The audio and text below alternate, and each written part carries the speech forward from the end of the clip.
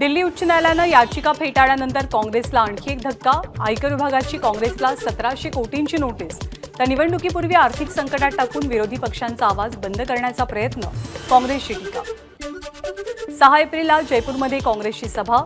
मल्लिकार्जुन खरगे, राहुल गांधी आणि सोनिया गांधी हजर असतील। दुसऱ्यांना घाबरवणं आणि धमकावणं ही काँग्रेसची जुनी संस्कृती। 600 वकिलांच्या पत्रांचा संदर्भ देत पंतप्रधान मोदींची काँग्रेसवर टीका। राज्याचे मुख्य सचिव नितीन करीम यांना 3 महिन्यांची मुदतवाढ मिळण्याची शक्यता। राज्य सरकारनं सुजाता सौनिक, राजेश कुमार आणि इक्बाल सिंग चहल यांची नावं निवडणूक आयोगाकडे पाठवलेली होती, परंतु ही 3ही नावं आयोगानं फेटाळलेली आहेत। मुंबई भागातील सर्व दुय्यम निबंधक कार्यालयं शासकीय सुट्टीच्या दिवशी खुली असतील। 29 ते 31 मार्च 2024 या कालावधीत कार्यालय सुरू ठेवली जातील। मुंबईपासून पुणे, नाशिक आणि शिर्डी इथे जाणाऱ्या कूल कॅबच्या भाड्यात भाडेवाढ करण्यास मुंबई महानगर क्षेत्र परिवहन प्राधिकरणाची मंजुरी। 50 ते 200 रुपयांपर्यंत ही दरवाढ असेल। हजरत निजामुद्दीन राजधानी एक्सप्रेस आणि मुंबई नागपूर दुरांतो एक्सप्रेसला कायमस्वरूपी एक अतिरिक्त वातानुकूलित तृतीय श्रेणीचा डबा जोडला जाईल। प्रवाशांचा वाढता प्रतिसाद विचारात घेता प्रशासनाचा निर्णय। मुंबई सेंट्रल भुसावळ स्पेशल आणि इंदूर पुणे साप्ताहिक स्पेशल या गाड्यांना पश्चिम रेल्वेकडून मुदतवाढ।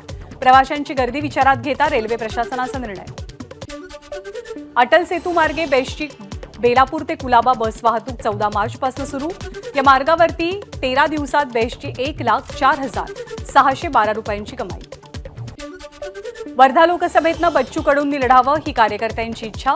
2 एप्रिलला वर्धा लोकसभेबाबत भूमिका स्पष्ट करू, बच्चू कडूंचं वक्तव्य। बच्चू कडू आज अमरावती लोकसभा मतदारसंघात उमेदवार देण्यासंदर्भात आणि पाठिंब्याविषयीचा निर्णय घेणार। बच्चू कडू यांच्या भूमिकेकडे महायुतीतल्या नेत्यांचं आणि सर्वसामान्यांचंही लक्ष। नवनीत राणा आणि रवी राणा आज अमित शहा आणि JP नड्डांना भेटणार। नवनीत राणांना भाजपकडनं उमेदवारी जाहीर झाल्यावरती राणा दाम्पत्य दोघांची भेट घेणार आहे। खासदार नवनीत राणा यांच्या भाजप प्रवेशानंतर महायुतीचं पोस्टर जाहीर। या पोस्टरवरती महायुतीतल्या नेत्यांसह राज ठाकरेंचाही फोटो। त्यामुळे मनसेचा महायुतीतला सहभाग निश्चित मानला जातोय अशी चर्चा। अमरावतीच्या जागेवरती बच्चू कडू नवनीत राणांच्या विरोधात उमेदवार देण्याच्या तयारीत। ठाकरे गटाचे दिनेश बुब आज बच्चू कडूंच्या प्रहारमध्ये प्रवेश करण्याची शक्यता। लोकसभेसाठी वंचितचा 9वा उमेदवार जाहीर। रामटेक लोकसभेसाठी वंचितकडनं शंकर चहांदे यांच्या नावावरती शिक्कामोर्तब। रामटेक लोकसभेसाठी वंचितचे शंकर चहांदे निवडणूक लढवतील, तर किशोर गजभिये अपक्ष म्हणून निवडणुकीच्या रिंगणात उतरण्याची शक्यता।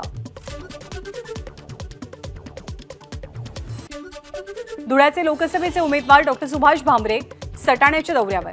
देव मामलेदार यशवंत महाराज मंदिरात दर्शन घेतलं, तर भाजपसह विविध पक्षांच्या पदाधिकाऱ्यांसोबत संवाद साधला।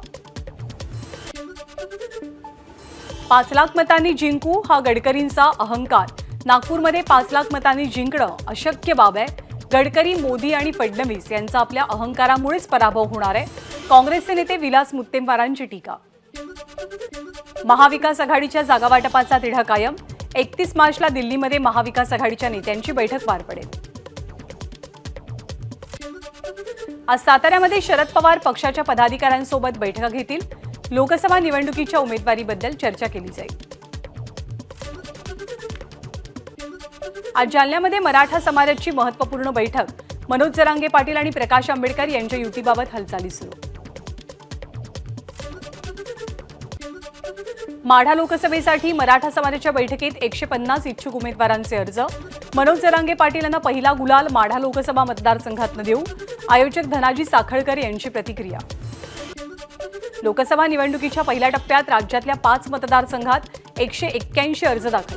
त्यापैकी 110 उमेदवारांचे अर्ज वैध। मुख्य निवडणूक अधिकारी कार्यालयाची माहिती।